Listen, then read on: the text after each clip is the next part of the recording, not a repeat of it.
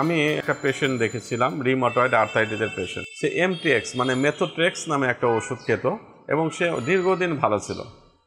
হঠাৎ 1 বছর বা 6 মাস ধরে সে ওষুধ খায় না। আমার কাছে যখন এসেছে তখন তার রিউমাটয়েড আর্থ্রাইটিসের কমপ্লিকেশন হিসেবে জয়েন্টগুলো স্টিফ হয়ে গেছে এবং তার যে এক্সট্রা আর্টিকুলার ম্যানিফেস্টেশন সেগুলোও তৈরি হয়েছে।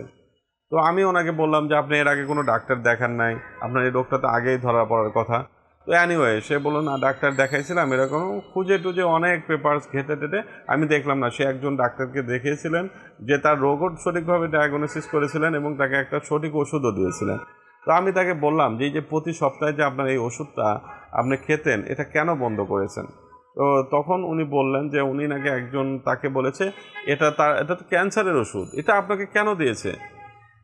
তো আমি তাকে অবাক হয়ে আমি বললাম যে আপনি যে ১,৫০০-২,০০০ টাকা দিয়ে এত বড় ডাক্তার দেখে এসে এই আপনি একজন মানুষের কথায়, তার মেডিকেল কোনো নলেজই নাই, সে আপনাকে একটা ওষুধ বলে দিল যে এটা ক্যান্সারের ওষুধ, এটা আপনি কেন খেয়েছেন এবং সেই ভয়ে আপনাকে ওষুধটা সারা বাদ দিলেন, সেটাকে আপনি ভালো করেছেন?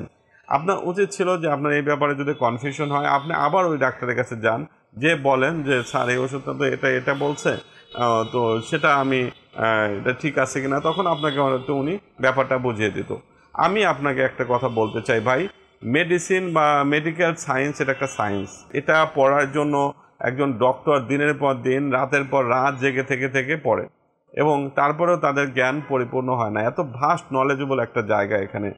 এখনও স্টিল নাও আমি প্রতিদিন দেখা যায় 2 ঘন্টা 3 ঘন্টা পড়ি শুধু আমার নলেজ বাড়ানোর জন্য।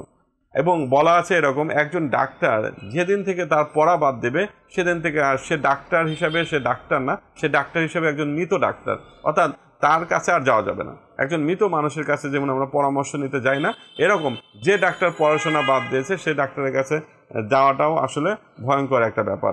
সুতরাং আপনারা কখনোই এই যে ডাক্তার বিজ্ঞানী বা যারা রেগুলার পড়াশোনা করেন, যারা রেগুলার চিকিৎসা করে আপনাকে চিকিৎসা দিচ্ছেন, কোনো ওষুধ নিয়ে যদি কনফিউশন থাকে, বেটার হচ্ছে আপনারা ওই ডক্টরের সাথে কন্ট্যাক্ট করা।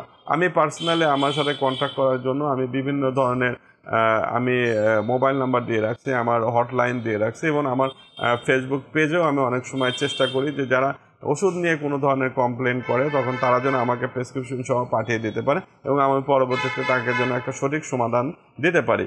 বা অনেক সময় আমার অ্যাসিস্ট্যান্টরা অনেক সময় ওষুধ নিয়ে, আমি আমার অ্যাসিস্ট্যান্টদের বলে রেখেছি যে ওষুধ নিয়ে যদি কেউ কোনো কথা বলে তাহলে তাকে অবশ্যই চেম্বারের ভিতর ঢুকিয়ে দিবা এবং আমি তাকে এই সমাধানটা আমি নিজে করতে চাই। অনেক সময় চেম্বারের দেখা যায় যে অ্যাসিস্ট্যান্টরা নিজেরাই একটা কথা রোগীর লোককে বলে দেয়, তখন সেক্ষেত্রে অনেক সময় ভুল ইনফরমেশন পেয়ে যায়। এই জন্যে আমি ওষুধ কোনো ব্যাপারে আমি বলি যে না, এই ব্যাপারে তোমরা কোনো ডিসিশন দেবে না। এক্ষেত্রে রুগীকে বা প্রেসক্রিপশন সহ সরাসরি আমার কাছে আসবে, আমি দেখে যেটা বলার সেটা আমি বলব। সবাই প্রেসক্রিপশন ফলো করে ওষুধ খাবেন এবং না বুঝলে সরাসরি আপনার কনসার্ন ডাক্তারের সাথে যোগাযোগ করবেন, সেক্ষেত্রে তারা সঠিক কথাটা আপনাকে বলে দিতে পারবে। কখনোই বাইরের একটা মানুষের কথায় বা অন্য একজনের কথায় আপনারা ওষুধ চেঞ্জ করবেন না বা ওষুধ বন্ধ করবেন না। সবাই সুস্থ থাকেন, ভালো থাকেন, ধন্যবাদ।